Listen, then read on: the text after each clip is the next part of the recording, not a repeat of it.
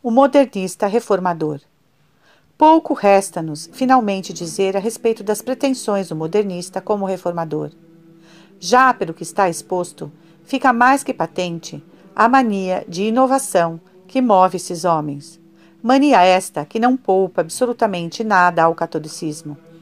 Querem a inovação da filosofia, particularmente nos seminários, de tal sorte que, desterrada a filosofia dos escolásticos para a história da filosofia, entre os sistemas já obsoletos, seja ensinada aos moços a moderna filosofia, que é a única verdadeira correspondente aos nossos tempos.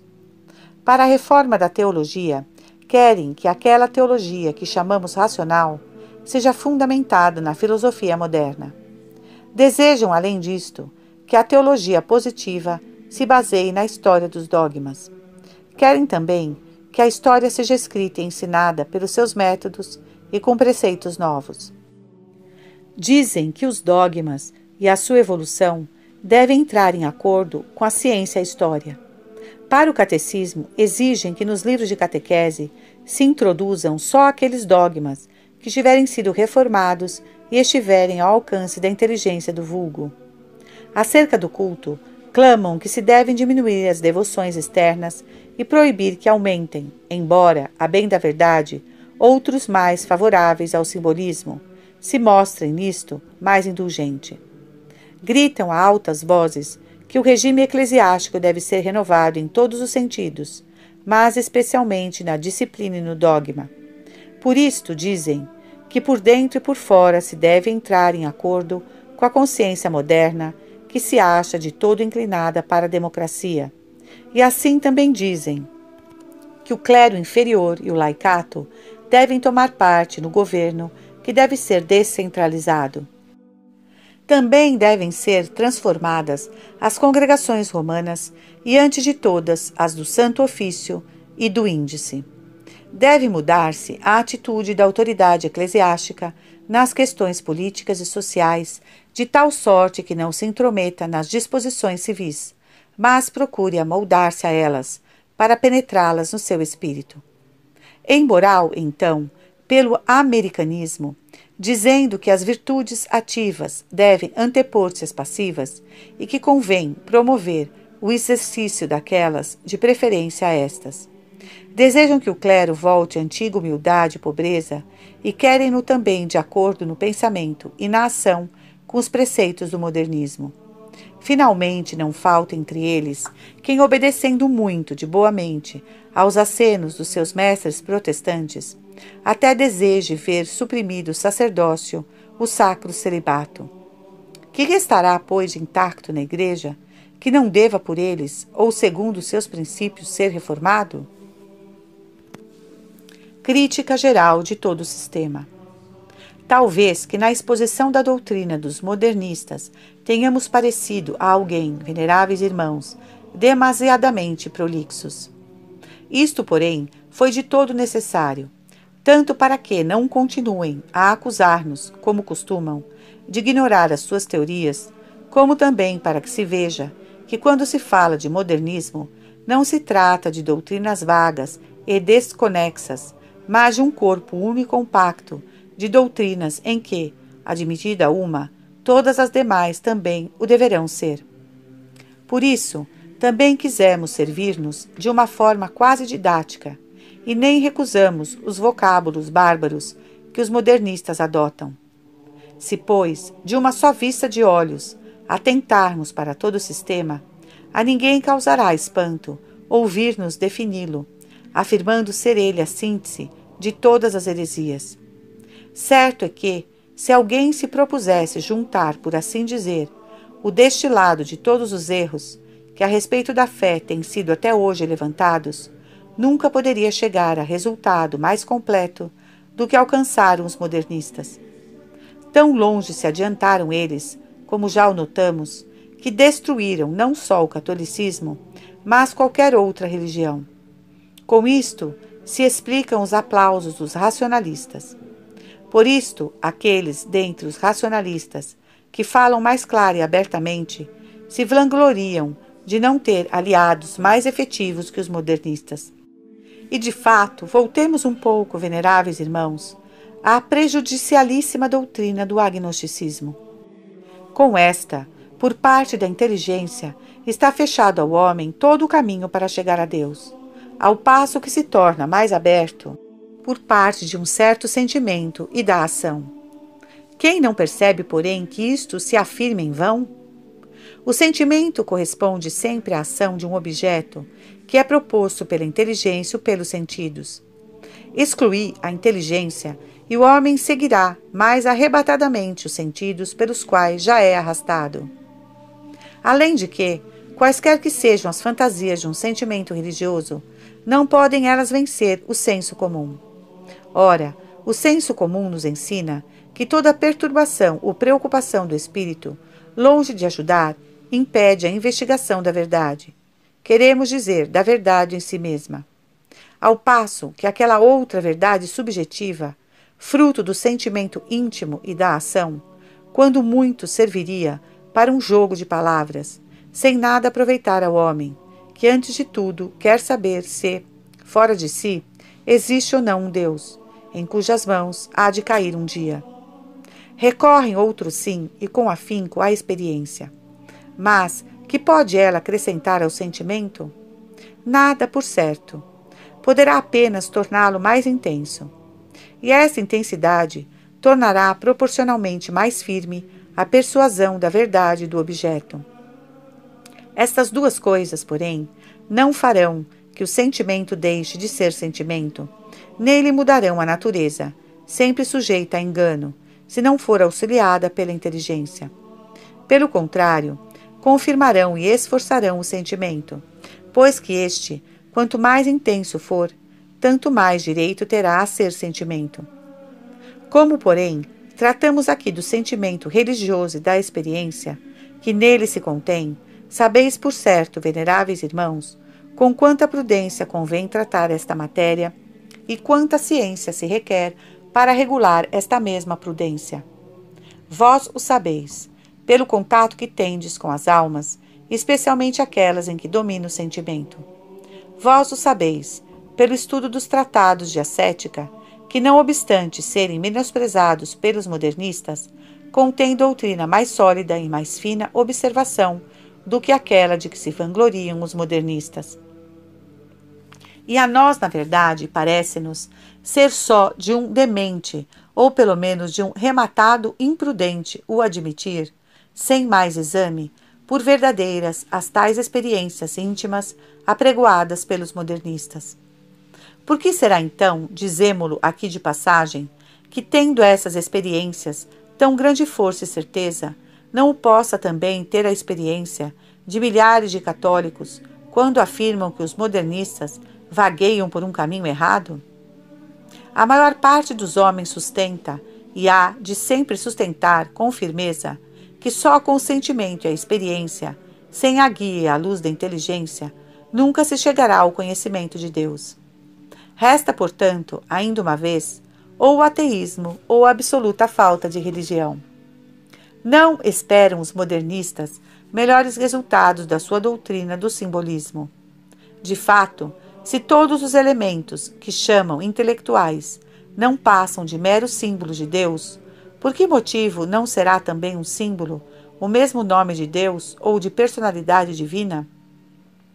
E se assim for, bem se poderia duvidar da mesma personalidade divina e teremos aberta a estrada para o panteísmo. Do mesmo modo, a um puro e simples panteísmo leva a doutrina da imanência divina. Pois se perguntamos, essa imanência distingue ou não distingue Deus do homem? Se distingue, que divergência então pode haver entre essa doutrina e a católica? Ou então, por que rejeitam os modernistas a doutrina da revelação externa? Se pelo contrário não se distingue, temos de novo o panteísmo. Mas, de fato, a imanência dos modernistas quer e admite que todo fenômeno de consciência proceda do homem enquanto homem. Com legítimo raciocínio, deduzimos, portanto, que Deus e o homem são uma e a mesma coisa, e daqui o panteísmo. Também a distinção que fazem entre as ciências e a fé não leva a outro resultado. põe o objeto da ciência na realidade do cognoscível e o da fé na realidade do incognoscível. Ora, o incognoscível é produzido pela completa desproporção entre o objeto e a inteligência. E esta desproporção, acrescentam, nunca poderá cessar. Logo, o incognoscível ficará sempre incognoscível, tanto para o crente quanto para o filósofo. Se, pois, alguma religião houver, o seu objeto será sempre a realidade do incognoscível. E não sabemos por que motivo essa realidade não poderá ser a alma universal do mundo, como querem certos racionalistas. Isto já é bastante para bem nos certificarmos de que muitos são os caminhos pelos quais a doutrina modernista vai acabar no ateísmo e na destruição de toda a religião. Neste caminho, os protestantes deram o primeiro passo, os modernistas o segundo. Pouco falta para o completo ateísmo. Carta encíclica Pacendi Dominici Gregis, sobre as doutrinas modernistas. Papa São Pio X. Segunda parte. As causas do modernismo. Para mais a fundo conhecermos o modernismo e o mais apropriado remédio acharmos para tão grande mal, cumpre agora, veneráveis irmãos, indagar algum tanto das causas de onde se originou e por que se tem desenvolvido. Não há duvidar que a causa próxima e imediata é a aberração do entendimento. As remotas, reconhecemo-las duas, o amor de novidades e o orgulho. O amor de novidades basta por si só para explicar toda sorte de erros. Por esta razão, o nosso sábio predecessor Gregório XVI, com toda a verdade, escreveu na encíclica Singulari Nos, de 7/7 de 1834. Muito lamentável é ver até onde se atiram os delírios da razão humana. Quando o homem corre após as novidades e contra as admoestações de São Paulo, se empenha em saber mais do que convém, e confiando demasiado em si, pensa que deve procurar a verdade fora da Igreja Católica, onde ela se acha sem a menor sombra de erro.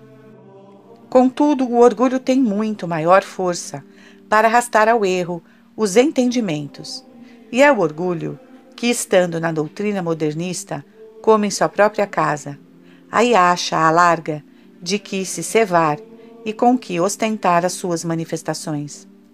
Efetivamente, o orgulho fá-los confiar tanto em si, que se julgam e dão a si mesmos como regra dos outros. Por orgulho, loucamente, se gloriam de ser os únicos que possuem o saber e dizem, desvanecidos e inchados: nós cá não somos como outros homens. E, de fato, para o não serem, abraçam e devaneiam toda sorte de novidades, até das mais absurdas. Por orgulho, repelem toda sujeição e afirmam que a autoridade deve aliar-se com a liberdade. Por orgulho, esquecidos de si mesmos, pensam unicamente em reformar os outros, sem respeitarem nisto qualquer posição, nem mesmo a suprema autoridade. Para se chegar ao modernismo, não há, com efeito, caminho mais direto do que o orgulho. Se algum leigo, ou também algum sacerdote católico, esquecer o preceito da vida cristã, que nos manda negarmos a nós mesmos para podermos seguir a Cristo, e se não afastar de seu coração o orgulho, ninguém mais do que ele se acha naturalmente disposto a abraçar o modernismo.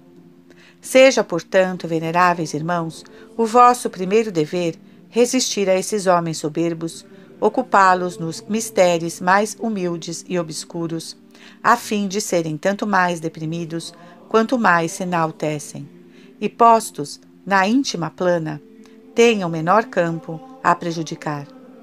Além disto, por vós mesmos, ou pelos reitores dos seminários, procurai com cuidado conhecer os jovens que se apresentam candidatos às fileiras do clero, e se algum deles for de natural orgulhoso, riscai-o resolutamente do número dos ordinandos. Neste ponto, quisera Deus que se tivesse sempre agido com a vigilância e fortaleza que era mister. Passando das causas morais, as que se relacionam com a inteligência, surge sempre a ignorância. Todos os modernistas que pretendem ser ou parecer doutores na Igreja, exaltando em voz clamorosa a moderna filosofia e desdenhando a escolástica, abraçaram a primeira, iludidos pelo seu falso brilho. Porque, ao ignorarem completamente a segunda, careceram dos meios convenientes para reconhecerem a confusão das ideias e refutar os sofismas. É, pois, da aliança da falsa filosofia com a fé que surgiu o seu sistema, formado de tantos e tamanhos erros. Quem dera que eles fossem, no entanto, menos zelosos e sagazes na propaganda destes erros. Mas, em vez disto, é tal a sua esperteza, é tão indefeso o seu trabalho, que deveras causa pesar ver consumirem-se em prejuízo da Igreja tantas forças, que bem empregadas lhe seriam muito vantajosas. Para conduzirem os espíritos ao erro, usam de 2 meios. Removem primeiro os obstáculos e em seguida procuram com máxima cautela os ardis que lhes poderão servir e põem-nos em prática, incessante e pacientemente. Dentre os obstáculos, 3 principalmente se opõem aos seus esforços: o método escolástico de raciocinar, a autoridade dos padres com a tradição, o magistério eclesiástico. Tudo isto é para eles objeto de uma luta encarniçada. Por isso, continuamente, escarnecem e desprezam a filosofia e a teologia escolástica. Quer o façam por ignorância, quer por temor, quer mais provavelmente por um e outra. O certo é que a mania da novidade neles se acha aliada com o ódio à escolástica. E não há sinal mais manifesto de que começa alguém a volver-se para o modernismo do que começar a aborrecer a escolástica. Lembrem-se os modernistas, os seus faltores, da condenação que Pio IX infligiu a esta proposição. Sílabus 13. O método e os princípios com que os antigos doutores escolásticos trataram a teologia não condizem mais com as necessidades dos nossos tempos e com os progressos da ciência. São também muito audaciosos em desvirtuar a natureza e a eficácia da tradição, a fim de privá-la de todo o peso e autoridade.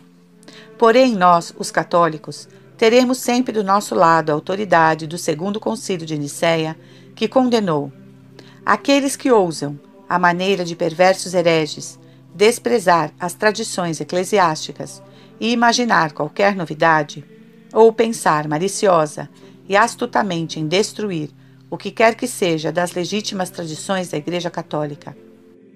Teremos sempre a profissão do Quarto Concílio de Constantinopla.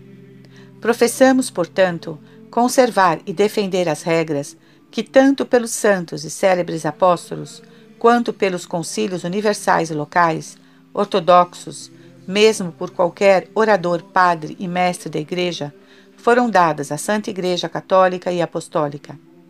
Por esta razão, os pontífices romanos, Pio IV e Pio IX, quiseram que se acrescentassem estas palavras à profissão de fé. Creio firmemente e professo as tradições apostólicas e eclesiásticas e todas as demais determinações e constituições da mesma Igreja. O mesmo juízo que fazem da tradição, estendem-nos os modernistas também aos santos padres da Igreja. Com a maior temeridade, tendo-os embora como muito dignos de toda a veneração, fazem-nos passar por muito ignorantes da crítica e da história, do que seriam indesculpáveis, se outros houvessem sido os tempos em que viveram. Porém, finalmente, todo empenho em diminuir e enfraquecer o magistério eclesiástico, ora deturpando-lhe sacrilegamente a origem, a natureza, os direitos, ora repetindo livremente contra eles as calúnias dos inimigos. A agrei dos modernistas quadram essas palavras que muito a contragosto escreveu nosso predecessor. Para atirarem sobre a mística esposa de Jesus Cristo, que é a verdadeira luz, o desprezo e o ódio, os filhos das trevas tomaram o costume de deprimir em público com uma insensata calúnia, e trocando a noção das coisas e das palavras, de chamá-la amiga do obscurantismo, sustentáculo da ignorância, inimiga da luz, da ciência e do progresso. Motu próprio ut mysticam, 14 de março de 1891. Em vista disto, Veneráveis irmãos, não é para admirar que os católicos, denodados defensores da Igreja, sejam alvo do ódio mais desapoderado dos modernistas. Não há injúria que lhes não atirem em rosto, mas de preferência os chamam ignorantes e obstinados. Se a erudição e o acerto de quem os refuta os atemoriza, procuram descartá-lo, recorrendo ao silêncio. Este modo de proceder com os católicos torna-se ainda mais odioso, porque eles, ao mesmo tempo, exaltam descompassadamente, com incessantes louvores, os que seguem o seu partido. Acolhem e batem palmas aos seus livros, eriçados de novidades. E quanto mais alguém mostra ousadia em destruir as coisas antigas, em rejeitar as tradições e o magistério eclesiástico, tanto mais encarecem a sua sabedoria. E por fim, o que a todo espírito reto causa horror, não só elogiam pública e encarecidamente, mas veneram como mártir quem quer por acaso for condenado pela Igreja. Movidos e abalados por toda esta celeuma de louvores e impropérios, com o fito ou de não passarem por ignorantes, ou de serem tidos por sábios, os ânimos juvenis, instigados interiormente pelo orgulho e pelo amor das novidades, dão-se por vencidos e desertam para o modernismo. Com isto, já chegamos aos artifícios com que os modernistas passam as suas mercadorias. Que recursos deixam eles de empregar para angariar sectários? Procuram conseguir cátedras nos seminários e nas universidades, para tornarem-se insensivelmente cadeiras de pestilência. Inculcam as suas doutrinas, talvez disfarçadamente, pregando nas igrejas. Expõem-nas mais claramente nos congressos, introduzem e exaltam-nas nos institutos sociais, sob o próprio nome ou sob o de outrem. Publicam livros, jornais, periódicos. Às vezes, um mesmo escritor se serve de diversos nomes para enganar os incautos, simulando grande número de autores. Numa palavra, pela ação, pela palavra, pela imprensa, tudo experimentam, de modo a as parecerem agitados por uma violenta febre. Que resultado terão eles alcançado? Infelizmente, lamentamos a perda de grande número de moços que davam ótimas esperanças de poderem um dia prestar relevantes serviços à Igreja, atualmente fora do bom caminho. Lamentamos esses muitos que, embora não se tenham adiantado tanto, tendo, contudo, respirado esse ar infeccionado, já pensam, falam e escrevem com tal liberdade que em católicos não assenta bem. Vemo-los entre os leigos, vemo-los entre os sacerdotes. E quem o diria? Vemo-los até no meio das famílias religiosas. Tratam a escritura à maneira dos modernistas, escrevendo sobre a história tudo o que pode desdourar a Igreja, divulgam cuidadosamente e com disfarçado prazer. Guiados por um certo apriorismo, procuram sempre desfazer as piedosas tradições populares. Mostram desdenhar as sagradas relíquias, respeitáveis pela sua antiguidade. Enfim, vivem preocupados em fazer o mundo falar de suas pessoas. E sabem que isto não será possível se disserem as mesmas coisas que sempre se disseram. Podem estar eles na persuasão de fazerem coisa agradável a Deus e à Igreja. Na realidade, porém, ofendem gravemente a Deus e à Igreja, se não com suas obras, de certo com o espírito que os anima e com o auxílio que prestam ao atrevimento dos modernistas. Terceira parte, remédios. A esta torrente de gravíssimos erros, que às claras e às ocultas se vai avolumando, o nosso predecessor Leão XIII, de feliz memória, procurou energicamente levantar um dique, principalmente no que se refere às Sagradas Escrituras. Já vimos, porém, que os modernistas não se deixam facilmente intimidar. Eis porque, aparentando o maior acatamento e a mais apurada humildade, inverteram as palavras do pontífice do modo que lhes convinha e propalaram que os atos do mesmo eram dirigidos a outros. Destarte o mal, dia a dia, foi tomando maiores proporções. É por isto, veneráveis irmãos, que decidimos lançar mãos, sem demora, de medidas mais enérgicas.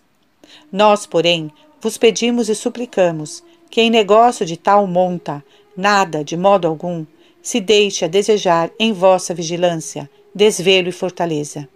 Isto mesmo que vos pedimos e de vós esperamos, pedimo-lo também e esperamo-lo dos demais pastores das almas, dos educadores e mestres do jovem clero, e particularmente dos superiores gerais das ordens religiosas. No que se refere aos estudos, queremos, em primeiro lugar, e mandamos, terminantemente, que a filosofia escolástica seja tomada por base dos estudos sacros. Bem se compreende que se os doutores escolásticos trataram certas questões com excessiva argúcia, ou foram omissas noutras, se disseram coisas que mal se acomodam com as doutrinas apuradas nos séculos posteriores, ou mesmo alguma coisa inadmissível, muito longe está de nossa intenção querer que tudo isto deva servir de exemplo a imitar nos nossos dias. Leão XIII, encíclica Aeterni Patris.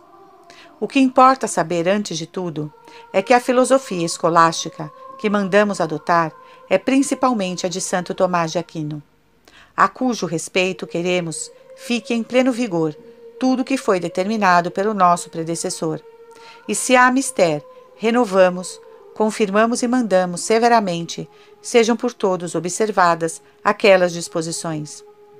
Se isto tiver sido descuidado nos seminários, insistam e exijam os bispos que para o futuro se observe. Tornamos extensiva a mesma ordem aos superiores das ordens religiosas. E todos aqueles que ensinam, fiquem cientes de que não será sem grave prejuízo que, especialmente em matérias metafísicas, se afastarão de Santo Tomás. Fundamentada assim a filosofia, sobre ela se erga, com a maior diligência, o edifício teológico. Veneráveis irmãos, promovei com toda solicitude o estudo da teologia, de tal sorte que, ao saírem dos seminários, os clérigos lhe tenham alta consideração e profundo amor, e sempre o conservem carinhosamente. Portanto, é de todo sabido que na quase infinitude das disciplinas que se apresentam às inteligências ávidas do saber, é tão certo que a teologia cabe o primeiro lugar, que os antigos diziam que era dever das outras ciências e artes servirem-na e auxiliarem-na como escravas. Leão XIII, Carta in Magna, 10 de dezembro de 1889. Aproveitamos esta ocasião para dizer que nos parecem dignos de louvor aqueles que, salvando o espírito devido à tradição, aos santos padres, ao magistério eclesiástico, procuram esclarecer a teologia positiva com prudente critério e normas católicas, coisa que nem sempre se observa, tirando luzes da verdadeira história. Certo é que, na atualidade, a teologia positiva se deve dar maior extensão que outrora. Entretanto, isso se deve fazer de tal sorte que não seja, de nenhum modo, em detrimento da teologia escolástica, e sejam censurados como faltores do modernismo, aqueles que de tal modo elevam a teologia positiva que parece quase desprezarem a escolástica. Quanto às disciplinas profanas, basta lembrar o que sabiamente disse o nosso predecessor, a locução de 7 de março de 1880. Aplicai-vos diligentemente ao estudo das coisas naturais, pois, assim como em nossos dias, as engenhocas descobertas e os úteis empreendimentos, com sobeja razão, são admirados pelos contemporâneos, da mesma sorte serão alvo de perenes louvores e encarecimento dos vindouros. Seja isto feito sem prejuízo dos estudos sacros. Assim também o advertiu o mesmo nosso predecessor, pelas seguintes palavras: a causa de tais erros, se a investigarmos cuidadosamente, provém principalmente de que hoje, quanto maior intensidade se dá aos estudos das ciências naturais, tanto mais se descuram as disciplinas mais severas e mais elevadas. Algumas destas são, de fato, quase atiradas ao esquecimento. Outras são tratadas com pouca vontade e de leve, e coisa indigna, perdido o esplendor de sua primitiva dignidade, são deturpadas por opiniões inverossímeis e por enormes erros. É esta lei a qual mandamos que se conformem os estudos das ciências naturais nos seminários. Em vista tanto destas nossas disposições como da do nosso antecessor, convém prestar muita atenção toda vez que se tratar da escolha dos diretores e professores, tanto dos seminários quanto das universidades católicas. Todo aquele que tiver tendências modernistas, seja ele quem for, deve ser afastado, quer dos cargos, quer do magistério. E se já a tiver de posse, cumpre ser removido. Faça-se o mesmo com aqueles que as ocultas, ou as claras, favorecem o modernismo, louvando os modernistas, ou atenuando-lhe as culpas, ou criticando a escolástica, os santos padres, o magistério escolástico, ou negando obediência a quem quer que se ache em exercício do poder eclesiástico. Bem assim, como aqueles que se mostrarem amigos da novidade em matéria histórica, arqueológica e bíblica. E, finalmente, com aqueles que se descuidarem dos estudos sacros ou parecerem dar preferência aos profanos. Neste ponto, veneráveis irmãos, e particularmente na escolha dos leitores, nunca será demasiada a vossa solicitude e constância. Portanto, é o mais das vezes ao exemplo dos mestres que se formam os discípulos. Firmados, portanto, no dever da consciência, procedei nesta matéria com prudência, mas também com energia. Não deve ser menor a vigilância e severidade na escolha daqueles que devem ser admitidos ao sacerdócio. Longe, muito longe do clero, esteja o amor às novidades. Deus não vê com bons olhos os ânimos soberbos e rebeldes. A ninguém doravante se conceda a láurea da teologia ou direito canônico, se primeiro não tiver feito todo o curso de filosofia escolástica. Se não obstante isto, ela for concedida, será nula. Tornem-se doravante extensivas a todas as nações as disposições emanadas da Sagrada Congregação dos Bispos Irregulares, no ano 1896, acerca da frequência dos clérigos regulares e seculares da Itália às universidades. Os clérigos e sacerdotes inscritos a um instituto ou a uma universidade católica não poderão frequentar as universidades civis, cursos também existentes nos institutos católicos a que se inscreveram. Se em tempos passados isto tiver sido concedido em algum lugar, mandamos que de hora em diante não mais se permita. Ponham os bispos que formam o conselho diretivo de tais institutos católicos ou universidades católicas o maior empenho em fazer observar essas nossas determinações.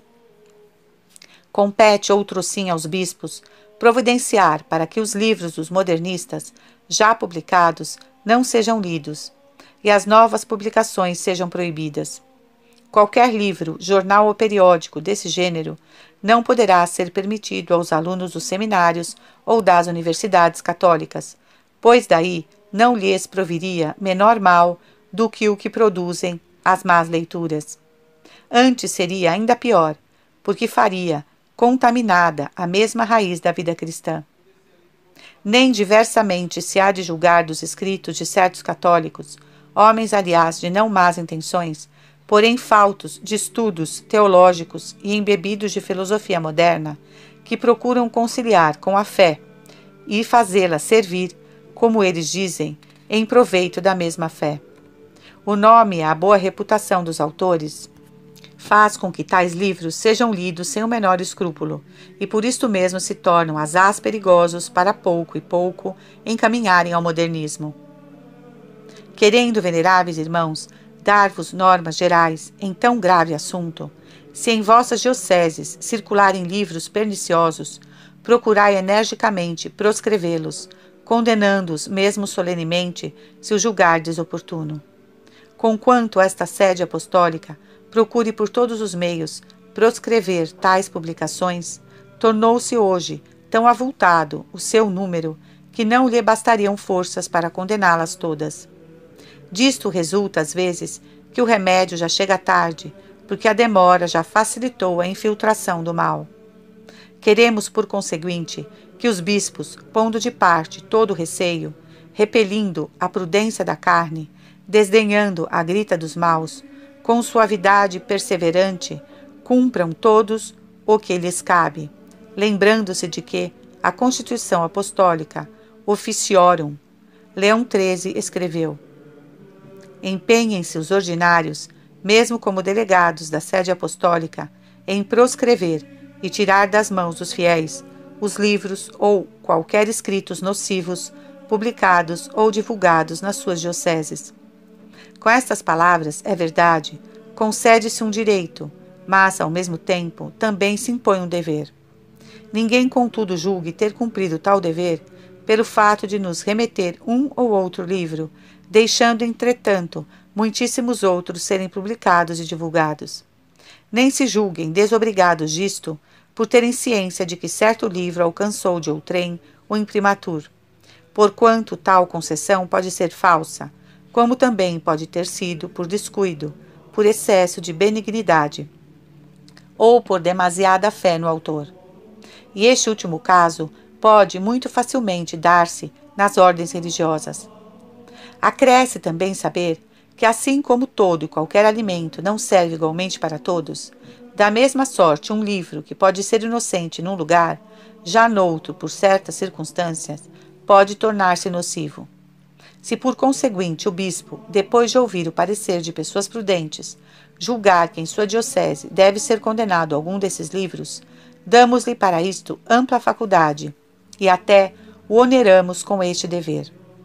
Desejamos, entretanto, que conservem as devidas atenções e talvez baste, num ou noutro caso, restringir ao clero essa proibição. E ainda mesmo, neste caso, os livreiros católicos estão obrigados a não dar à venda as publicações proibidas pelo bispo. E já que nos caiu sob a pena este assunto, atendam os bispos a que os livreiros, por avidez de lucro, não vendam livros perniciosos. O certo é que, nos catálogos de alguns deles, não poucas vezes se veem anunciados, e com bastante louvores, os livros dos modernistas. Se eles a isto se recusarem, não ponham dúvida os bispos em privá-los do título de livreiros católicos. Da mesma sorte, e por mais forte razão, se gozarem do título de episcopais. Mas, se tiverem o título de pontifícios, seja o caso deferido à Santa Sé. A todos, finalmente, lembramos o artigo 26 da citada Constituição Apostólica Officiorum. Todas as pessoas que tiverem obtido faculdade apostólica de ler e conservar livros proibidos não se acham, por este mesmo fato, autorizadas a ler livros ou jornais proscritos pelos ordinários locais, salvo se o indulto apostólico se achar expressamente declarada a licença de ler e conservar livros condenados por quem quer que seja. No entanto, não basta impedir a leitura ou a venda dos livros maus, cumpre outrosim impedir-lhes a impressão. Usem, pois, os bispos a maior severidade em conceder licença para impressão. E visto como é grande o número de livros, que, segundo a Constituição Officiorum, hão o mister da autorização do ordinário, é costume em certas dioceses designar em número conveniente censores por ofício para o exame dos manuscritos. Louvamos, com efusão de ânimo, essa instituição de censura. E não só exortamos, mas mandamos que se estenda a todas as dioceses. Haja, portanto, em todas as cúrias episcopais, censores para a revisão dos escritos em via de publicação. Sejam estes escolhidos no clero secular e regular, homens idosos, sábios e prudentes, que ao aprovar ou reprovar uma doutrina, tomem um meio termo seguro. Terão eles o encargo de examinar tudo o que, segundo os artigos 41 e 42 da referida Constituição, precisar de licença para ser publicado. O censor dará o seu parecer por escrito. Se for favorável, o bispo permitirá a impressão com a palavra imprimatur, que deverá ser precedida do nihil obstat e do nome do censor. Também na Cúria Romana, como nas outras, serão estabelecidos censores de ofício. Serão estes designados pelo mestre do Sagrado Palácio Apostólico, depois de consultar o cardeal vigário de Roma e obtido também o consentimento e aprovação do Sumo Pontífice. O mesmo determinará qual dos censores deverá examinar cada escrito. A licença de impressão será concedida pelo referido mestre, juntamente com o cardeal vigário ou o seu vice-gerente, antepondo-se, porém, como acima se disse, o nihil obstate e o nome do censor. Somente em circunstâncias extraordinárias e raríssimas, a prudente juízo do bispo poderá omitir-se a menção do censor. Nunca se dará ao conhecer ao autor o nome do censor, antes que este tenha dado seu juízo favorável, a fim de que o censor não venha sofrer vexames enquanto examinar os escritos ou depois que os tiver desaprovado. Nunca se escolham censores entre as ordens religiosas sem primeiro pedir secretamente o parecer ao superior provincial ou, se tratar de Roma, ao geral. Estes deverão, em consciência, dar atestado dos costumes, do saber, da integridade e das doutrinas do escolhido. Avisamos aos superiores religiosos do gravíssimo dever que têm de nunca permitir que algum de seus súditos publique alguma coisa sem a prévia autorização juntamente com a do ordinário. Declaramos, em último lugar, que o título de censor, com que alguém for honrado, nenhuma eficácia terá, nem jamais poderá ser aduzido para corroborar as suas opiniões particulares. Ditas estas coisas em geral, particularmente mandamos, a mais rigor, observância do que se prescreve nos artigos 42 da citada Constituição, Officiorum, a saber, é proibido aos sacerdotes seculares tomarem a direção de jornais e periódicos sem prévia autorização do ordinário. Será privado dessa licença quem, depois de ter recebido advertência, continuar a fazer mau uso dela. Como há certos sacerdotes que, com o nome de correspondentes ou colaboradores, escrevem nos jornais ou periódicos artigos infectos de modernismo, tomem providências os bispos para que tal não aconteça. E, acontecendo, advirtam-nos e proíbam-nos de escrever. Com toda a autoridade, mandamos que os superiores das ordens religiosas façam o mesmo. E se estes se mostrarem descuidados neste ponto, façam-no os bispos com a autoridade delegada do Sumo Pontífice. Sempre que for possível, tenham os jornais e periódicos publicados pelos católicos um determinado censor. Será este obrigado à revisão de todas as folhas ou fascículos já impressos, e se encontrar alguma coisa perigosa, fará corrigi-la quanto antes. E se o censor tiver deixado passar alguma coisa, o bispo tem o direito de fazê-la corrigir. Já nos referimos acima aos congressos, reuniões públicas, em que os modernistas se aplicam à pública defesa e propaganda das suas opiniões. Salvo raríssimas exceções, de hora em diante, os bispos não permitirão mais os congressos de sacerdotes. Se em algum caso permitirem, será sob condição de não tratarem de assuntos de competência dos bispos ou da Santa Sé, de não fazerem propostas nem petições que envolvam usurpação de jurisdição, nem se faça menção alguma de tudo o que pareça modernismo, presbiterianismo ou laicismo. A essas reuniões, que devem ser autorizadas, cada uma em particular e por escrito, e na época oportuna, não poderá comparecer sacerdote algum de outra diocese, sem as cartas de recomendação do próprio bispo. Lembrem-se todos os sacerdotes do que, por estas gravíssimas palavras, Leão XIII recomendou, encíclica Nobilissima Gallorum, de 10 de fevereiro de 1884. Seja intangível para os sacerdotes a autoridade dos próprios bispos. Persuadem-se de que, se o ministério sacerdotal não se exercer debaixo da direção do bispo, não será santo, nem proveitoso, nem merecedor de respeito.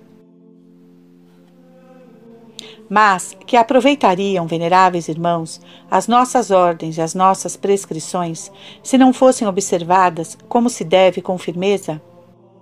Para o alcançarmos, pareceu-nos bem estender a todas as dioceses o que desde muitos anos os bispos da Úmbria, com tanta sabedoria, resolveram entre si. Atas do Congresso dos Bispos de Úmbria, novembro de 1849.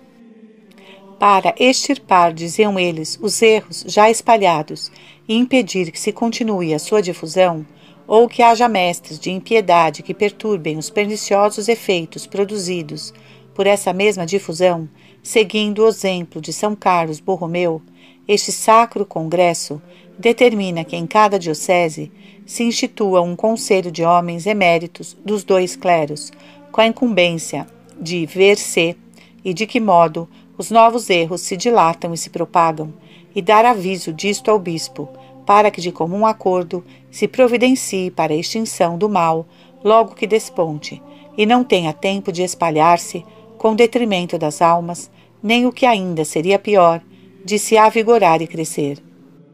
Determinamos, pois, que em cada diocese se institua um semelhante conselho, que se denominará Conselho de Vigilância. Os membros do Conselho serão escolhidos pelas normas já prescritas para os censores dos livros. Reunir-se-ão de 2 em 2 meses, em dia determinado, em presença do bispo. E as coisas tratadas ou resolvidas, guardem-nas os conselheiros em segredo inviolável. Serão estes os deveres dos membros do Conselho. Investiguem com cuidado os vestígios do modernismo, tanto nos livros como no magistério, e com prudência, rapidez e eficácia, providencie, quando houver mister, pela preservação do clero e da mocidade. Combatam as novidades de palavras e lembrem-se dos avisos de Leão XIII, de janeiro de 1902. Nas publicações católicas não se poderia aprovar uma linguagem que, inspirando-se em perniciosas novidades, parecesse escarnecer da piedade dos fiéis e falasse de nova orientação da vida cristã, de novas direções da Igreja, de novas aspirações da alma moderna, de nova vocação do clero, de nova civilização cristã. Não se tolerem tais dislates, nem nos livros, nem nas cátedras. Não se descuidem dos livros, em que se tratar de piedosas tradições de cada lugar, ou das sagradas relíquias. Não permitam que se ventilem tais questões em jornais ou em periódicos destinados a nutrir a piedade, nem com expressões que tenham ares de zombaria ou de desdém, nem com afirmações decisivas, particularmente, como quase sempre sucede, quando o que se afirma não passa as raias da probabilidade ou quando se baseia em opiniões e preconceitos.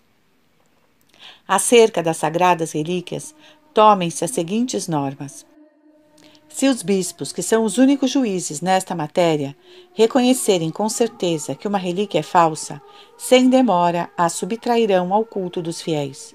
Se por ocasião de perturbações civis ou por outro motivo, se tiverem extraviado os documentos de autenticidade de uma relíquia qualquer, não seja exposta à veneração do povo sem que primeiro tenha sido reconhecida pelo bispo.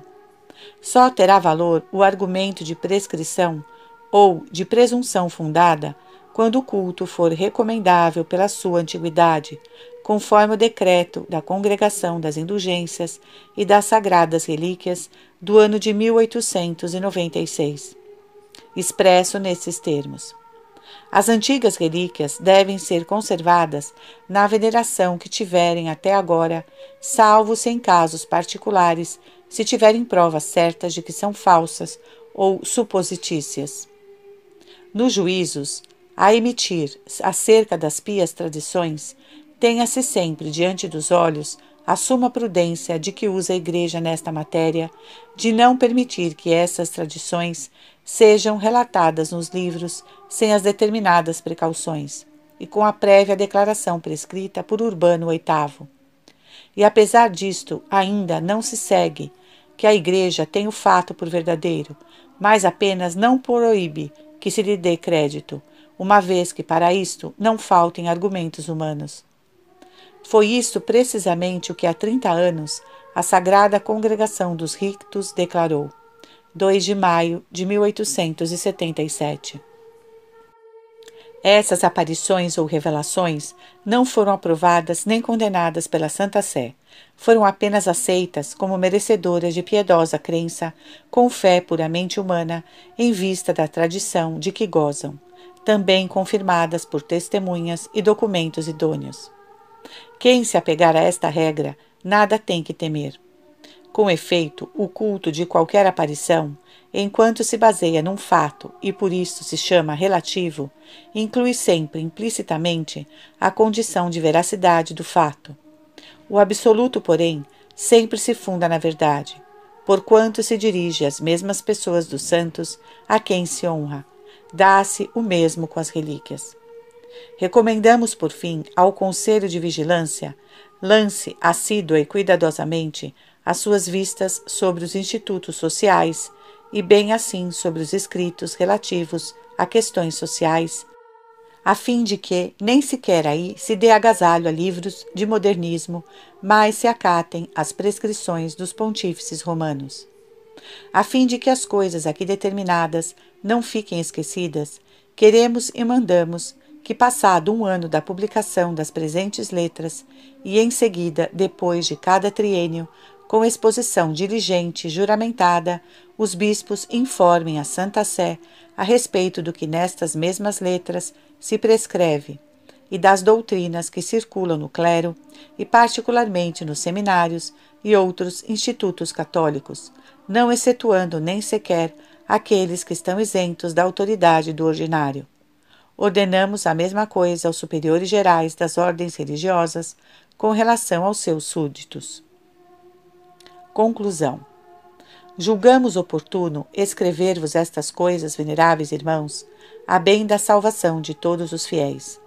Por certo, os inimigos da Igreja hão de valer-se disto, para de novo repisarem a velha acusação com que procuram fazer-nos passar por inimigos da ciência e dos progressos da civilização. A fim de opormos um novo desmentido a tais acusações, que são desfeitas a cada página da história da Igreja, é nosso propósito conceder todo o auxílio e proteção a uma nova instituição, pela qual, sob o influxo da verdade católica, seja promovida toda sorte de ciências e erudições, com o concurso dos católicos mais insígnes no saber. Queira Deus secundar os nossos desígnios e auxiliarem-nos todos quantos têm verdadeiro amor à Igreja de Jesus Cristo. Entretanto, veneráveis irmãos, para vós, em cuja obra e zelo tanto confiamos, pedimos de coração a plenitude das luzes celestiais, a fim de que nesta época de tão grande perigo para as almas, devido aos erros que de toda parte se infiltram, descortineis o que deveis fazer e o excetueis com todo o ardor e fortaleza. Que vos assista com seu poder Jesus Cristo, autor e consumidor da fé. Que vos assista com seu socorro a Virgem Imaculada, destruidora de todas as heresias. E nós, como penhor da nossa afeição e como arras das divinas consolações no meio de vossos trabalhos, de coração vos damos a vós, ao vosso clero e ao vosso povo, a bênção apostólica. Dado em Roma, junto a São Pedro, no dia 8 de setembro de 1907, do 5º ano do nosso pontificado. Papa Pio X.